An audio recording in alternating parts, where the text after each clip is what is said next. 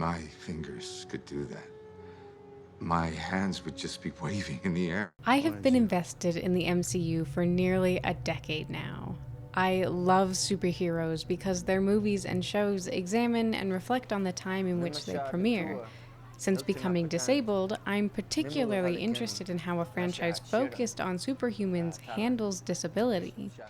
I have admittedly not seen many Marvel movies that exist outside of the MCU, but as a Doctor Who fan, I was not going to miss a Matt Smith movie. Oh, and the disability stuff would be interesting too. So, spoilers for Morbius. In Morbius, we are introduced to two disabled characters, Michael and Milo. They both have the same chronic illness that requires them to need blood transfusions 3 times a day. Michael goes on to dedicate his life to finding a cure for their illness, and in the process turns himself into a vampire. His symptoms go away as long as he periodically consumes blood. In this film, blood can be viewed like medication. It doesn't cure his disability, but it manages the symptoms while also bringing its own negative side effects. Milo goes on to be vaguely rich, and he also chooses to become a vampire even after Michael warns him against the decision. Milo, finally discovering what it's like to feel healthy, embraces the new medication and goes on a killing spree until Michael puts a stop to it. Examining the characters of Michael and Milo in this film provides us with a good opportunity to discuss how their type of disability is often portrayed in media, and what is good about their portrayal and what needs some work. The first thing I noticed were the mobility aids and the clothing. I don't use crutches, so I can't speak to whether Michael was good or bad representation, but I do use a cane, so this is an experience I feel I can speak to. I have come across very few characters that use canes who actually need them. Most often they are just for decoration to make an outfit look fancier, and characters often use them incorrectly. You are supposed to use a cane on the opposite side of the leg that hurts. If both hurt, as it is in my case, you pick a side that works for you in the moment. A cane becomes a natural part of your stride, so just as your left arm swings forward when you take a step with your right foot, the cane goes with it, straight forward, as far out as your foot goes. For some reason, characters will use their cane in the wrong hand or swing it out in a weird way. Milo actually seems to use the cane the way real cane users do. When you are disabled, you have good days and bad days. Sometimes I can walk like an able-bodied person with my cane as a slight support to take some of the weight off of my feet. Sometimes I am hobbling along very slowly, putting a lot of weight onto the cane to keep me upright. My worst day is what I saw in Milo walking with his cane. I felt it and it hurt, so it felt very accurate to me. I also appreciated that he had a more decorative cane. When you have a mobility aid that you know you're going to use a lot, you want to get one that matches your personality and style. And we tend to name our canes, so I'd love to know what Milo named his. Milo's clothing also felt accurate to me. Dressing nice takes a lot of effort, and when you have a more limited supply of energy, sometimes you can be bothered to make the effort and sometimes you can't. And if your body always hurts, you kinda just want to keep it warm and comfortable. Michael seems to make the effort more often because his work requires it, while Milo dresses as comfortable and cozy as they come because it helps his body and it makes his life a little easier.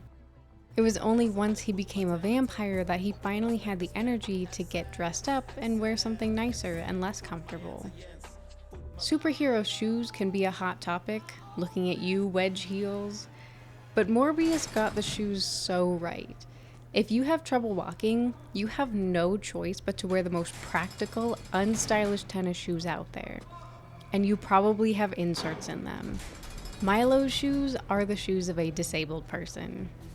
It's small details like these that genuinely matter to the everyday life of a person with this sort of disability, and I was happy to see it in a Marvel movie. Michael and Milo also represent two of the kinds of lives people with disabilities may find themselves living. If we allow it, our disabilities can consume our lives and prevent us from living life to the fullest. Michael lives the more fulfilling life. Instead of sitting around waiting for a cure, he does what he can to try to improve their quality of life through his research and activism. And in the meantime, he chooses to live his life as a person with disabilities. He still goes to school, finds a fulfilling career, and builds meaningful relationships with other people. But Milo falls into the trap of waiting for a cure. He believes that once he is finally cured, he can go live the life he has always wanted, not realizing he could have been living it this whole time. It is easy to let your disability consume your entire life.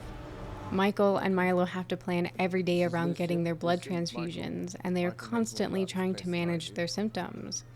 It's exhausting, and it can feel difficult to find time for anything else. Milo got hung up here. He could have found a meaningful hobby, or he could have been building more relationships. Milo never tackled his own internal ableism that told him his life is lesser because of his disability. Real disabled people can often start where Milo is and wait for a cure. But the healthy thing is to move on to where Michael is at and live your life with your disability.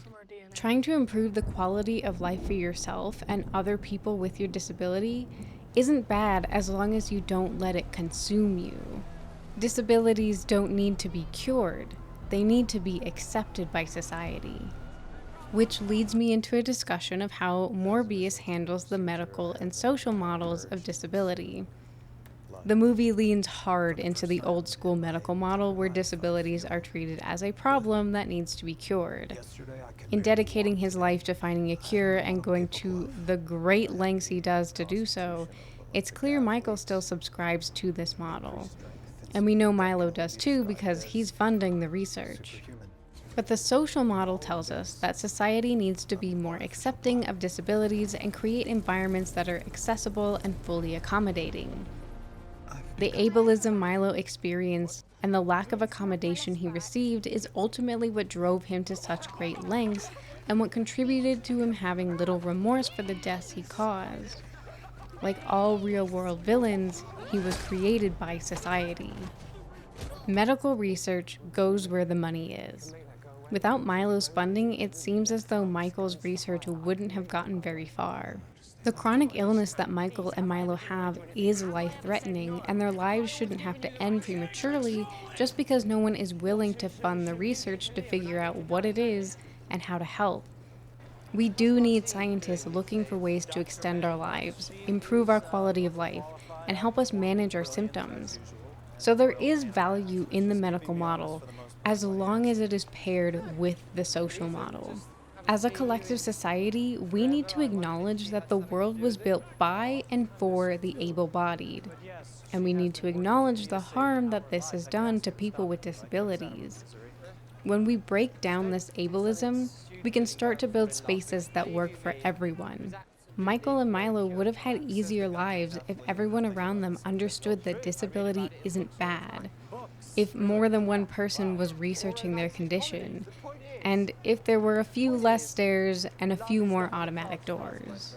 Michael and Milo don't need to be cured. Their bodies don't need to work the way others do. It's okay to need crutches or a cane. It's okay to need blood transfusions 3 times a day.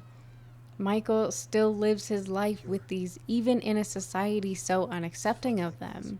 Milo needed to learn to do the same, and it would have been a lot easier for him if society was more accepting and accommodating, and if his symptoms were more under control. There needs to be a better balance of the two models, in the world of Morbius and in our own world. Because, like this fictional world, our world is still dominated by the medical model. In conclusion, it was nice to get 2 more disabled characters. It is unfortunate that one of them was killed by the other at the end, but there are so few movies that choose to focus on disabled characters, so I'll take it over nothing. And as much as I wish disabled actors had been cast, I will never complain about Matt Smith being cast in any role, and he did a good job accurately portraying a disabled experience. And if there are any plans to make a Morbius 2, they should bring Milo back to life. Why not? Matt Smith is the best part of this movie, and Marvel needs him. Even better, cast him in the MCU, make him a superhero, and I will be there.